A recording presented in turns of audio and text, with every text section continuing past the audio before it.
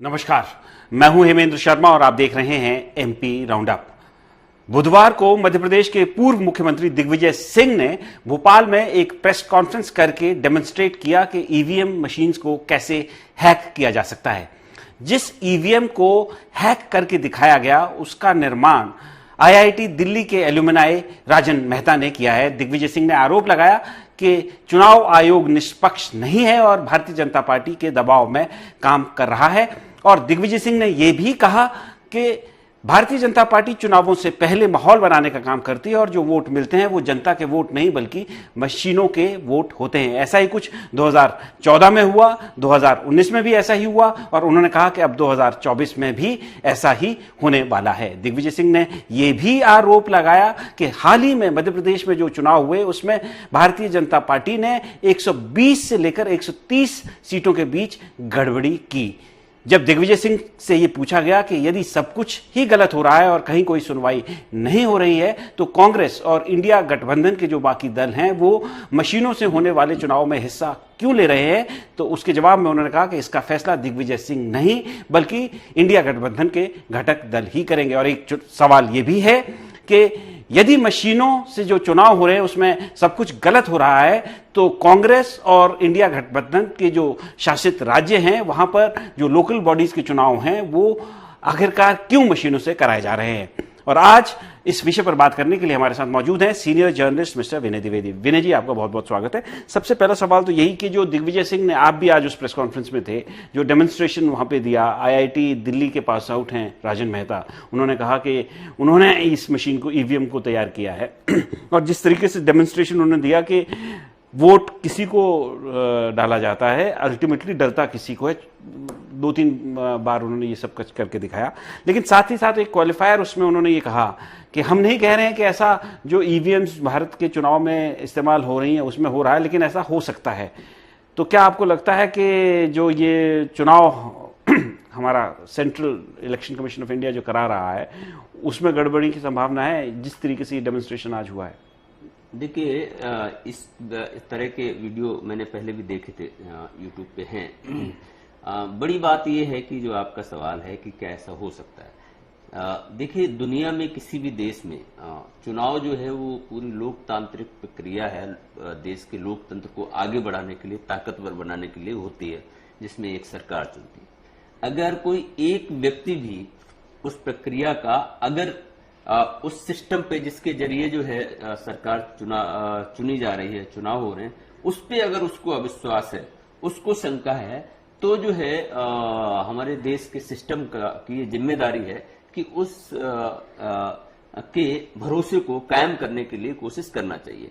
अब जो है विपक्ष यही तो बार बार जो है सवाल खड़ा कर रहा है कि पिछले 6 महीने से इंडिया गठबंधन के नेताओं की चिट्ठी में जिसमें समय मांगा गया, चुनाव आयोग ने नहीं दिया, सिंह ने आज कहा भी यही।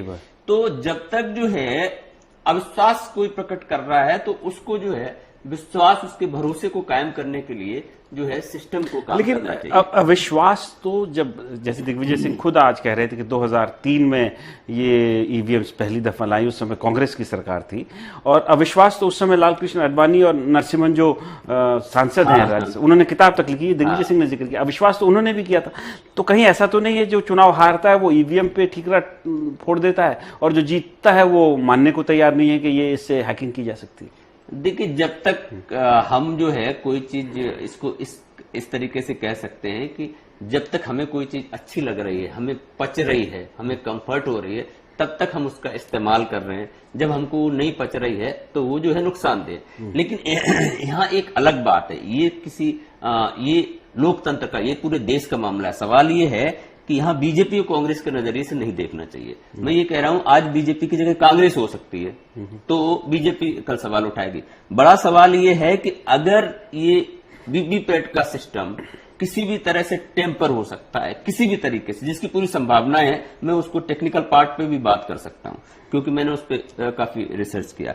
सवाल ये है कि अगर विदेशी शक्तियां दखलंदाजी करने लगे हमारे देश के लोकतांत्रिक सिस्टम में, चुनाव में, तो वो क्या होगी स्थिति। अभी तो कांग्रेस बीजेपी जब अमेरिका में जब चुनाव हुए, जब ट्रंप पहली बार जीत कर आए, तो उस समय ये आरोप लगे कि रशिया ने वहां इंटरफेयर किया था। तो अगर उस तरह का इंटरफेरेंस हिंदुस्तान में भी हो सकता है, तो आपको क्या लगता है कि ये ईवीएम के थ्रू संभव है, पॉसिबल है? देखिए, इसका टेक्निकल पार्ट मैं बहुत संक्षिप्त में बता दूं कि जब ईवीएम किसी विधानसभा क्षेत्र के लिए अलॉट होती हैं, तो उसमें उस विधानसभा क्षेत्र के प्रत्याशी का नाम, पार्टी का नाम और सिंबल जो है वो जो है अपलोड किया जाता है उसमें, ठीक है।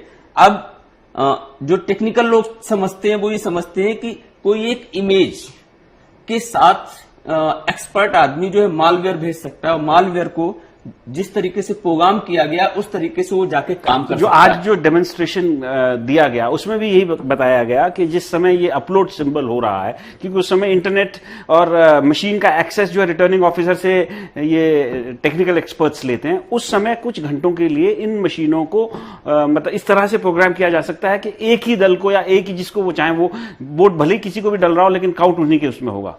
प्रोग्रामिंग का मतलब यही है किसी भी चीज का। देखिए, जो वायरस है, वायरस भी तो एक प्रोग्राम है जो हमारे हार्डवेयर को, सॉफ्टवेयर को परेशान करता है, डैमेज करता है। वो भी एक प्रोग्राम है जो उसको ये बताता है कि तुम जाओ और 2 दिन तक जो है मेरे मोबाइल में शांत रहना, और 2 दिन के बाद जो है 3:01 पे तुमको जो है फला काम करना है। ये प्रोग्राम किया गया है, सेट किया जाएगा और वो काम करता है। तो इसलिए वीवीपैट में भी चूंकि बाहर की कोई डिवाइस कनेक्ट हो रही है, चाहे वो डायरेक्ट केबल से हो रही हो, चाहे वाया इंटरनेट हो रही हो, चाहे वाया क्लाउड, कैसे भी हो रही हो, जब तक कोई चीज बाहर की डिवाइस से कनेक्ट करोगे तो ये सदैव ये संभावना रहेगी कि उसके साथ छेड़खानी हो। अच्छा, लेकिन विनय, ये बात तो सवाल है ही है कि कांग्रेस बड़े लंबे समय से ईवीएम का रोना रो रही है या आरोप लगा रही है। दिग्विजय सिंह भी आज कह रहे थे कि उनके साथ दिक्कत यह है कि मीडिया को भी उन पे विश्वास करने में वक्त लगता है और उनकी पार्टी को भी कन्विंस करने में उनको काफी वक्त लगता है, और शायद अब वो कह रहे हैं कि अब पार्टी कन्विंस हो गई है। लेकिन सवाल यही है कि यदि इतने लंबे समय से ये सब कुछ हो रहा है, हो तो सकता है, लेकिन एविडेंस इस बात का अभी तक नहीं सामने आया कि हुआ है। हाँ, यही तो बात वही है सवाल। अभी तक कांग्रेस जो है खुल के इस मामले पे बोल भी नहीं रही थी। आप देखिए, मध्य प्रदेश, राजस्थान, ये जो अभी चुनाव हुए विधानसभा, इससे पहले कभी भी कांग्रेस ने ये रुख नहीं लिया है।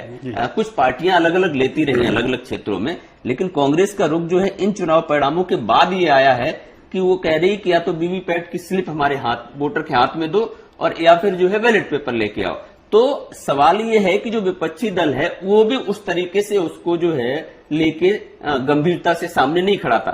अब जब खड़ा है तो बात ये है कि जो आपने भी अपनी बात में कही थी शुरू में कि क्यों नहीं इंडिया गठबंधन के जो दल हैं, जिनकी सरकारें हैं या जहां सरकारों वो हैं, तो अपनी सरकारों के अंडर में जो पंचायत के चुनाव हैं, जो लोकल बॉडीज के चुनाव, निकायों के चुनाव हैं, वो तो इनके ही हाथ में है ना। लेकिन वो कर नहीं रहे हैं। तो उसमें अगर ये करते हैं तो जनता के बीच बैलेट पेपर को लेके एक भरोसा और वीवीपैट के प्रति जो अविश्वास है वो और बढ़ेगा। तो ये तो पॉलिटिकली जो है इंडिया गठबंधन के लिए फायदे की बात है, लेकिन वो करेंगे तब तो ऐसा क्यों नहीं कर रहे हैं विनय जी? वो बार बार इतना शोर मचा रहे हैं, लेकिन जब लोकल बॉडीज की बात आती है फिर ईवीएम से करा रहे हैं। आपके नजरिए में मेरा फाइनल सवाल आपसे है कि इसका आगे सोल्यूशन क्या है? कैसे आगे बात बढ़ सकती है कि डेमोक्रेसी भी बरकरार रहे, डेमोक्रेसी पे जो खतरा विश्वसनीयता का है वो भी छट जाए, और चुनाव भी फेयर तरीके से हो और स्पीडी तरीके से हो? टेक्नोलॉजी को एकदम आप रिजेक्ट भी नहीं कर सकते। हाँ, लेकिन देखिए, सवाल ये कि कोई भी टेक्नोलॉजी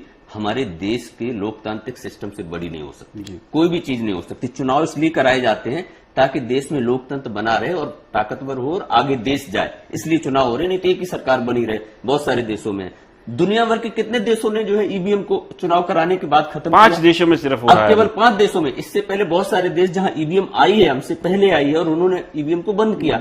इसलिए क्योंकि उनको ये लगता है कि हमारे देश के लिए ईवीएम अगर देश के अंदर टेम्पर हो सकती तो विदेशी ताकतों ने अगर उसको टेम्पर कर दिया तो इस देश का क्या होगा? तो हमारे लिए बड़ा सवाल ये है, देश की सुरक्षा से मैं ये सीधा जोड़ रहा हूं कि ये देश की सुरक्षा से जुड़ा मामला है कि कल जो है पाकिस्तान और चाइना में बैठे हुए जो हमारे दुश्मन है, कल अगर हमारे यहाँ भी टेम्पर हो सकती है, तो वो लोग भी टेम्पर कर सकते हैं, और अगर ऐसा होता है तो ये देश के लिए बहुत अच्छी वैसे बात तो है। ये मामला सुप्रीम कोर्ट में जाएगा 31 तारीख को, शायद इसके में जो एक रिट पिटीशन प्रशांत भूषण ने जो दायर की है उसकी सुनवाई शायद होने वाली है।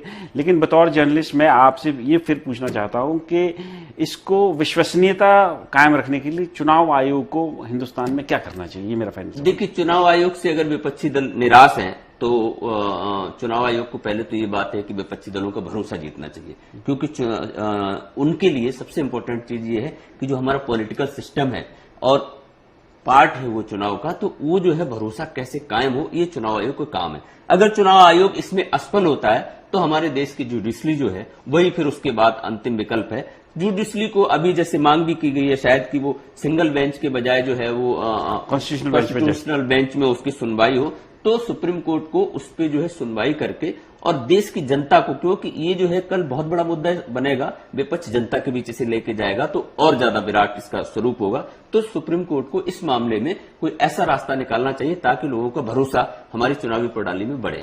तो कोर्ट के थ्रू ही रास्ता निकलने की उम्मीद है, क्योंकि जो चुनाव आयोग है उसके ऊपर आज दिग्विजय सिंह ने भी आरोप लगाए हैं कि वो निष्पक्ष तौर पर काम नहीं कर रहा है, सरकार के दबाव में काम कर रहा है, और चुनाव आयोग भी ऑपोजिशन के जो दल हैं या इंडिया गठबंधन के जो घटक दल हैं उनका भरोसा जीतने का कोई प्रयास फिलहाल करते हुए नहीं दिख रहा है। एमपी राउंडअप में सिर्फ इतना ही। कल फिर मुलाकात होगी, तब तक के लिए थैंक यू, गुड बाय।